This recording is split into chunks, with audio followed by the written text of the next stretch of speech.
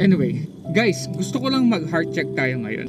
Sa kabila ng lahat na nangyayari sa mundo, tumataas ang bilihin, mga nasasawian ng buhay, online scam, pag-take over ng AI, at lalo na yung gerang nagaganap sa Middle East. Itong mga bagay na to ay ang nagkukos sa atin ng takot. Pero bilang mananampalataya ni Jesus, kamusta ang response natin? Oo, dahil tayong matakot, masyak, mabigla sa una, pero nanatili ba ang takot na yun o isinuko mo sa Panginoon?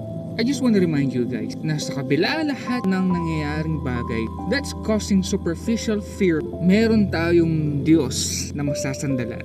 He is in control, sovereign siya, kontrolad niya lahat ng bagay. Kahit sabihin natin merong mga makapangyarihang tao, akala nila sila ang may control, pero hindi. Tao lang din sila. Ang Diyos ay Diyos. Let me tell you that again. Ang Diyos ay Diyos. And let that sink in. Kung kilala mo ang Diyos natin, yung takot na nararamdaman mo, papalitan ng kapayapaan at pananampalataya. Eto pa, bonus. Kapag napansin ng mga tao sa paligid mo, payapa ka, walang takot, nakangiti ka lang lagi, hindi ka apektado sa pagtaas ng presyo ng mga bilihin, magtataka sila. Opportunity na yon para i-share mo si Jesus sa buhay nila. Kaya itong toro na to, hindi dapat tayo natakot dyan.